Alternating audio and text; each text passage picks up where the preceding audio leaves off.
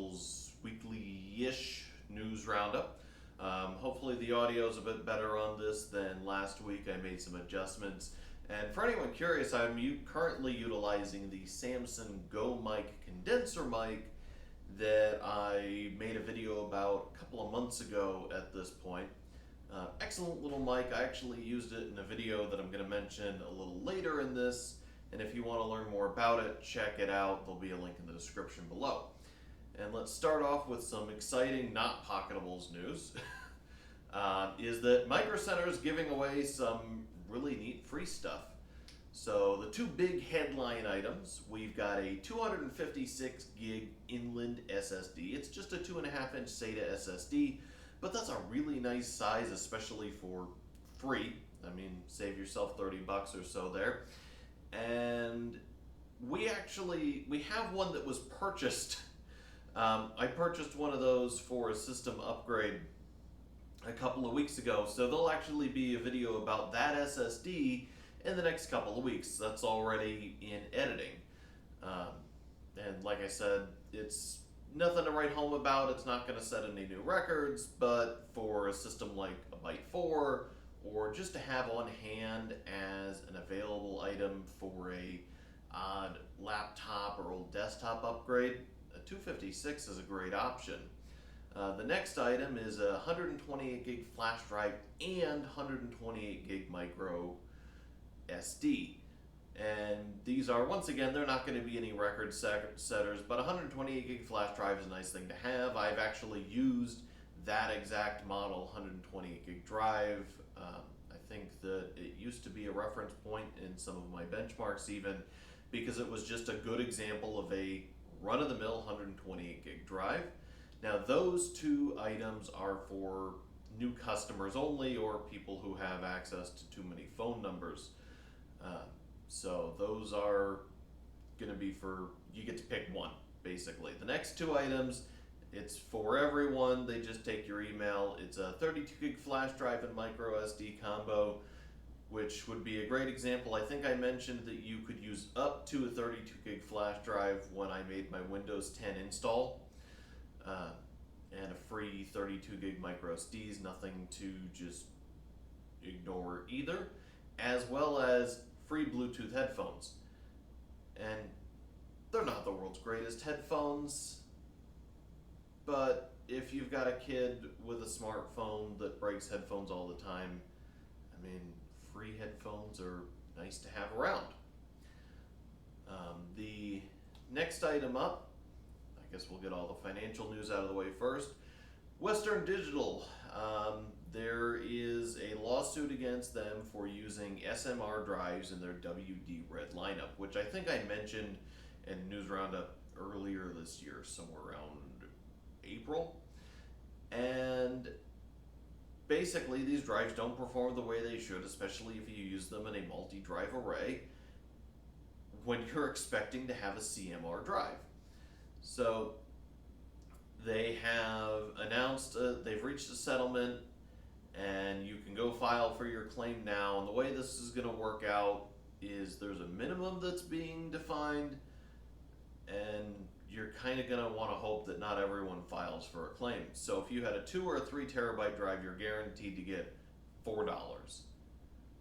If you had a 4 or a 6 terabyte drive, you're guaranteed to get $7. Now this can potentially be prorated up to 85% of the original price of the drive based on how many people file a claim. So this would be an example of, if we all file a claim, you could get $4. If you're the only person filing the claim, you might walk out with enough to actually buy a working drive again. Personally, I don't like this kind of approach to settlements. It seems disingenuous that I would want people to not file the claims so that I get more money. You know, they should be required to pay it out no matter what. But that's not the case here. Now these all have to be filed by November 27th, and there'll be a link to that or an article containing that in the description with a few more details. The other key thing to come out of this settlement is that Western Digital must declare if they're using SMR on a drive for no less than 4 years post acceptance of the settlement. Personally, I would have liked to have seen that indefinitely. I can't think of a legitimate reason for them to not declare a drive's technology. I can think of plenty of reasons why they could say, well, it doesn't matter, because for a lot of people it doesn't. But to think that it shouldn't be either on a spec sheet or somewhere in a drive's description, I think is just bad. And I think the same thing about SSDs. I think if a drive is TLC or QLC, should be clearly labeled on the drive, because there's no real reason to hide that fact. And you can say that it doesn't need to be a headline feature in the drive's labeling. Oh, our new 2 terabyte SSD, great. At that point, you're telling me the capacity, but somewhere in the details, I should know, what kind of controller, what's in it, so that I can make an educated decision as a customer. And not everyone's going to care or even get that far into it. But the information shouldn't be hidden. It doesn't benefit anyone by being secretive about it.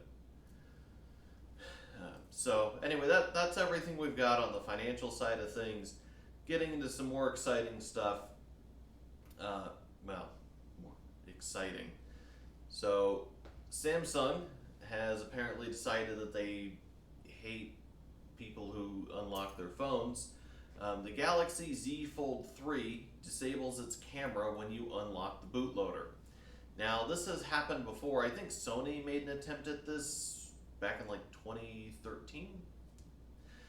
But it's the first time in a while, and it really makes me sad to see something like this, because I understand that there are security concerns for a phone with an unlocked bootloader, and that certain features like Samsung Pay or Google Pay or Samsung's ultra secure Knox security vault, you might just want to disable. But the camera, well, it doesn't make the device any more secure to lock me out of the camera if I unlock the bootloader. So it seems like really just a slap in the face at anyone who likes Samsung phones and wants to be able to run a custom ROM or do something cool, that they're just going to say, no, we don't want your business. So I hope that Samsung backtracks on this. Maybe it'll be a failed experiment. I think Sony did. They stopped doing it after they got a bunch of bad press about it. Realistically, there's people who are going to get that Z Fold, think it's really cool, and then want to do more with it than they can out of the box, and they're going to find out that their camera doesn't work, which I think is really disappointing. And I hope that this is a lesson that gets learned, that you shouldn't just turn off basic features because of why. If you're letting me unlock the bootloader, okay, yeah, tell me that my warranty's void if I break it. Tell me that I can't use the super secure payment stuff with it, which I don't necessarily agree with either, but I can see an argument for it there. But I mean, turning off the camera, you might as well say, well, we're going to disable the screen if you unlock the bootloader. Why? On the note of disabling things, Microsoft has seen fit to discontinue the Office applications for ChromeOS. Personally, I think that there's a couple of different ways to look at this, and the sanest one is probably just they decided the cost wasn't worth the return. Most of the Chromebooks I've ever seen in actual use, people aren't using the Chrome Office app, they're using Google Drive. If they are using something other than Google Drive, it's still in the web browser. And that's Microsoft's line here, is that if you're going to use the Office apps on Chrome OS, just use the web version. Which makes a lot of sense, although I think it's poorly timed. Chromebooks are slowly becoming more and more capable without having a network connection. The other, more conspiracy-minded thought here might be that Microsoft is attempting to slow down ChromeOS by removing support here. And honestly, I understand where that's coming from. It used to be the Microsoft train of thought to embrace, extend, extinguish. They'd pick something up, they'd add a bunch of more to it, which was good, and then they'd use that to kill off the competition.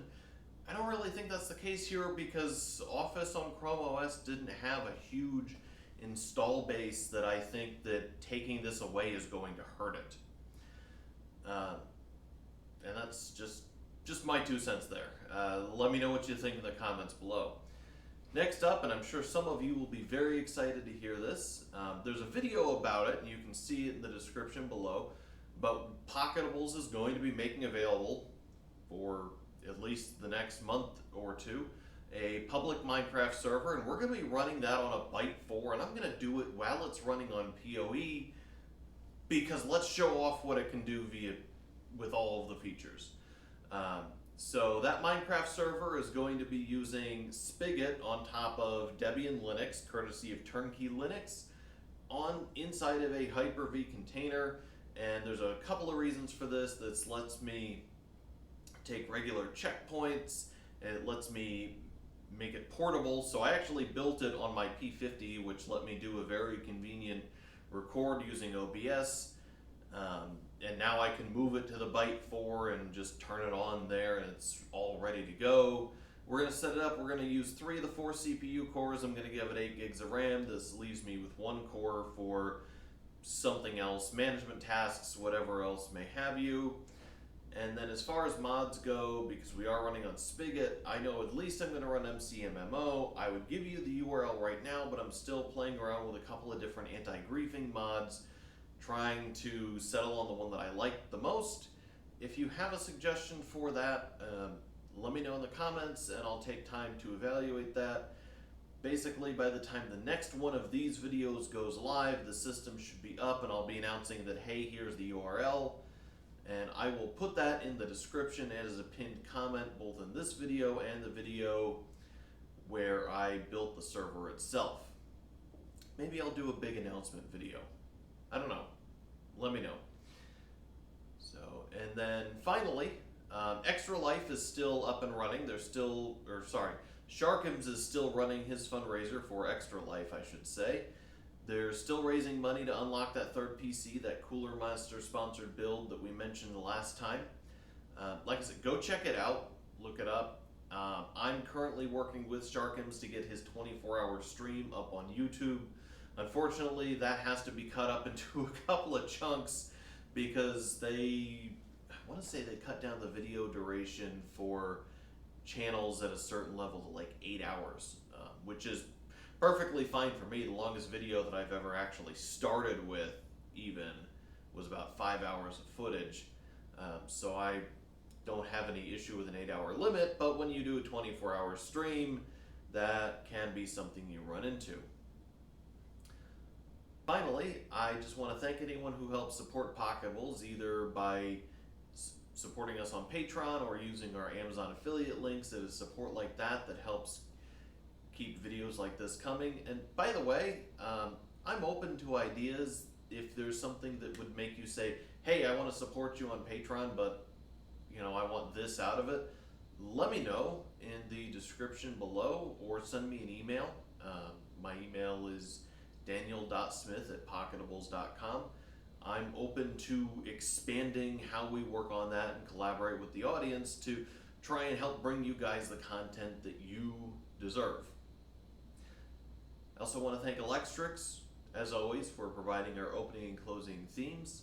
And finally, thank you for watching.